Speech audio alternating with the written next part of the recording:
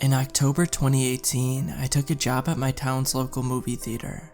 I had graduated high school a few months earlier, and after a carefree summer of late-night drives and sleeping until noon, I really felt the need to get a job. All my friends had left town for their first year of college, and I began to feel dissatisfied playing video games late into the night and wearing the same pajamas for days on end. Plus, my parents had informed me that the only way I was going to continue living at the house was if I got a job. So by late September, the pressure was on. I was determined to accept the first offer I got, at least partially to get my parents to quit nagging. The movie theater got back to me quicker than anywhere else by far. I was weeks into the job hunt by the time I sent them my resume, so I was used to waiting and waiting just to get a response back that they weren't interested. It really caught me off guard when they called me the same day I emailed them. "You seem like a great candidate," the lady on the phone said, after we exchanged some pleasantries. "When can you get started?" I was stunned. It took me a moment to fully understand that they were offering me the job. I couldn't believe that they would make me an offer, knowing next to nothing about me. Tomorrow? Great. See you then." I went in the next day in the most professional clothes I could throw together on such short notice.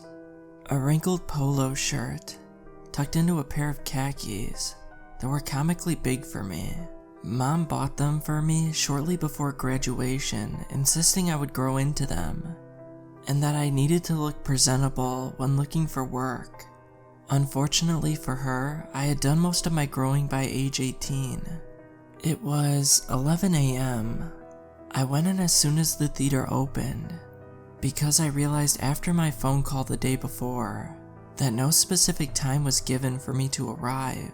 As I was shuffling nervously through a crowd of senior citizens, there to enjoy a weekday matinee, I spotted a group of 3 men with dress shirts and name tags.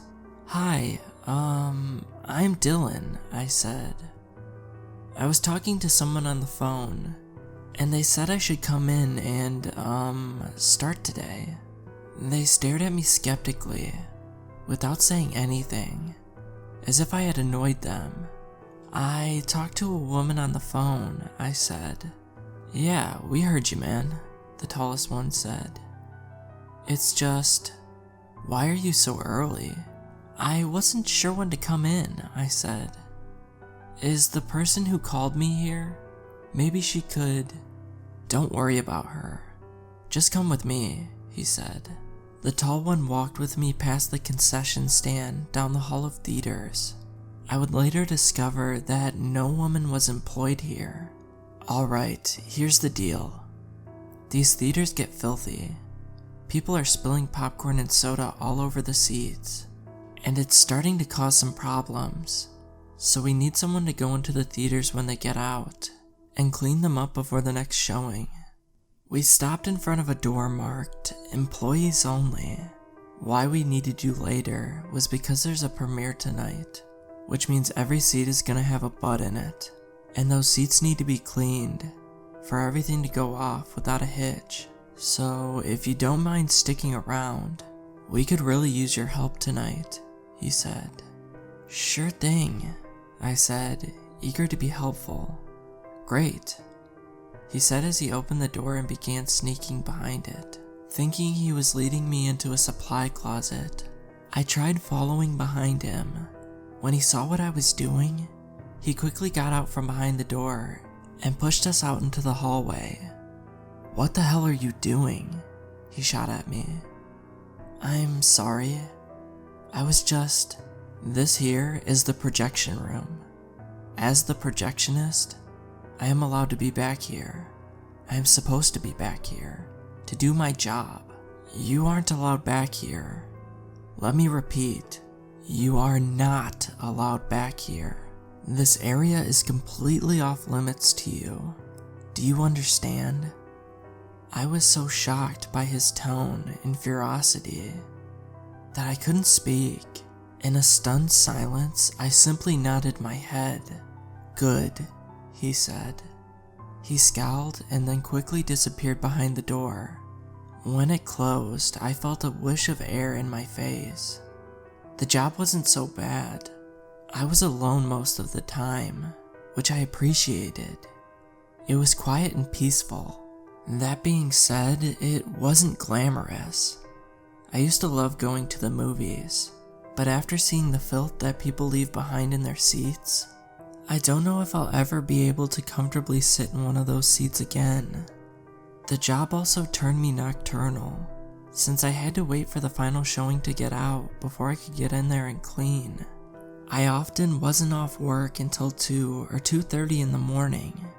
Evidently, people in my area are fans of midnight screenings.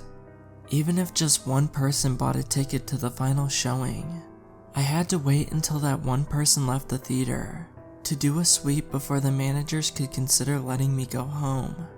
This meant that they had to hang around in the office for me to confirm that everything was clean before they could go home too. They obviously resented me for this. Towards the end of the night, I would frequently check and recheck with the box office, hoping no one had bought tickets for the final showing. On Halloween night 2018, I approached the box office to discover that I wasn't the only one checking. The projectionist was there behind the box office, intently inspecting the computer screen that showed the tickets sold across all theaters. "Hey guys," I said. "What's up?" "Howdy," Greg the box office guy said. This was his preferred greeting for customers and coworkers alike. The projectionist looked up from the computer screen at me, but didn't say anything. "Any tickets sold for the rest of the night?" I asked. "Doesn't look like it," Greg replied. It was 11:45 p.m. If no one bought tickets for the midnight showing, then that means that the last theater would get out in 15 minutes, and we wouldn't have to be there until the early morning. "Good," the projectionist said. "Do not sell any more." Confident that we would abide by his order, the projectionist stormed off from the box office back towards the manager's office. "Up to no good on All Hallows Eve?" Greg said. "I guess so," I replied, staring off in the direction the projectionist left. "Howdy," I heard Greg say. I looked over and saw that a man had approached the box office counter. "One for the midnight showing of Rosemary's Baby," the man said. "Sorry, sir, I'm afraid I can't sell you any more. The orders come from way up on high," Greg said. "What are you talking about? Just give me a ticket," he said. "Sorry, sir, just following orders." "Listen, kid," the man started. I knew this was the beginning of what could have been a potentially disastrous meltdown. Since I mostly worked away from the customers, I had fortunately never been on the receiving ends of one of these tirades, but I had heard horror stories. In order to avert a painful verbal onslaught, I quickly reached over Greg's shoulder and punched the button on the computer screen for a complimentary ticket. "Here you go, sir," I said as I handed him the ticket. "I'm sorry about that." The man aggressively yanked the ticket from my hand, snarled, and stomped away. "You're going to regret that," Greg said. I looked back at him after he said this, and saw a mix of fear and sincerity on his face, which I had never seen before. While the midnight showing was in place, I took care of all of the closing duties I was able to complete, so I could just clean the remainder of the theater and go home. This took me about an hour and a half, so I decided to sneak into the showing in progress and reward myself with the remainder of the movie. Maya Farrow realized the horrible truth about her baby, and the credits rolled. The man who purchased the only ticket got up and found me in the hallway. He was in a much better mood than before. "I shouldn't stay out too much longer. Scary things happen at a time like this," he said, laughing between sips from his large soda as he walked out of the theater. I stood there momentarily looking at the empty space he left behind, perplexed by his statement. Then, I went up to his seat and cleaned the mess he left behind. After the theater was clean, I made my way over to the manager's office to check in before going home, as I did almost every night. However, when I got to the office door, I found it was locked. I tried opening it again, but was met with stiff resistance. I looked up from the door and down a long, empty hallway. It was still and quiet, and under the dim lighting, the carpet seemed to lead to a black void. Despite this, there was a bright light coming through a cracked door on the other end of the hallway, which caught my attention. I approached the door and saw the familiar employees only sign. It was the projection room. I heard the faint rumbling of human voices on the other side. Although I was forbidden to enter, I feared the wrath I would face if I left without getting the approval of my managers. I had been in trouble for a lot less, and doing anything that would put my job in jeopardy was out of the question. After some deliberation, I pushed the door open. Taking a step inside, I saw a narrow staircase which opened up to a loft. This was where the noise was coming from. As I ascended the stairs, the faint sound of people's voices began to sound more like a strange hum. Once I reached the top step, I learned the terrifying reality of what I was hearing. Among randomly placed cardboard boxes of discarded movie posters were my 3 managers in black robes standing at the points of a triangle etched in black on the floor. They were humming in unison.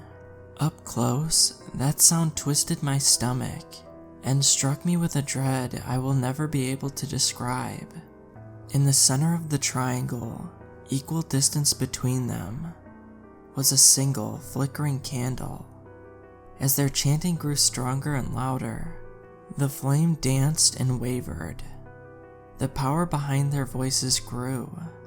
They projected stronger and stronger, and louder, until a crescendo where the flame leapt to the ceiling and exploded in front of all of us.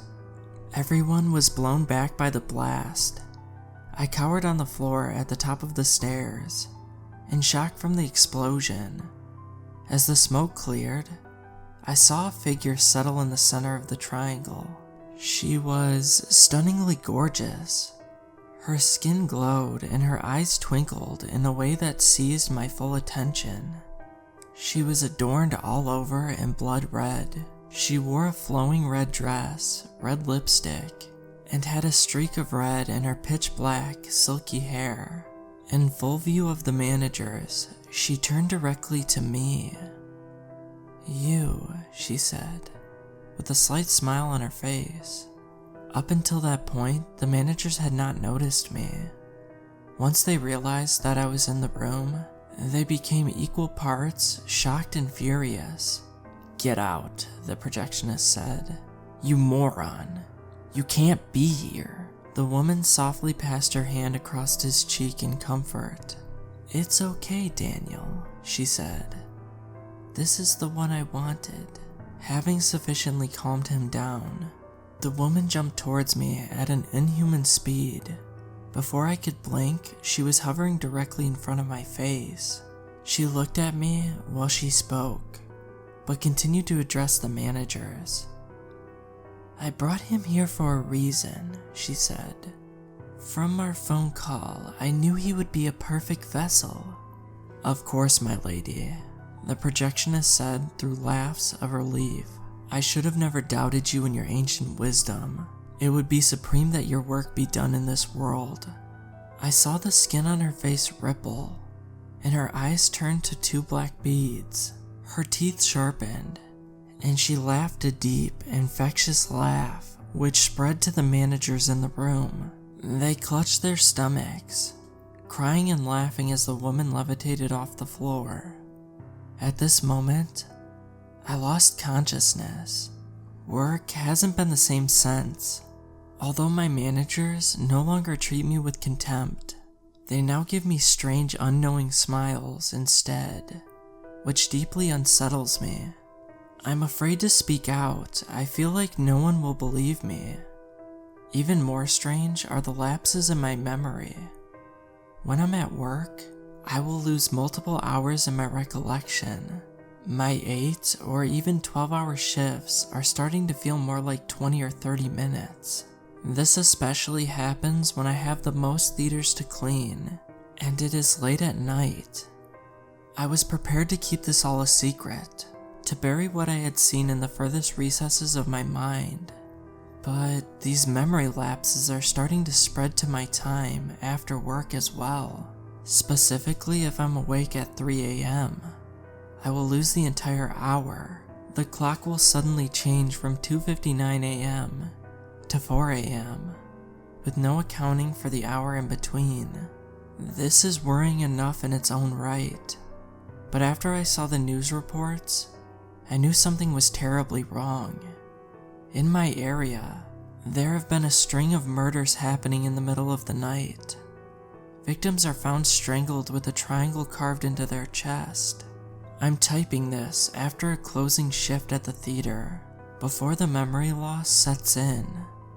I don't know what else to say, other than if someone tells you to keep a door closed, then keep it closed. The evil that resides on the other side is not worth knowing.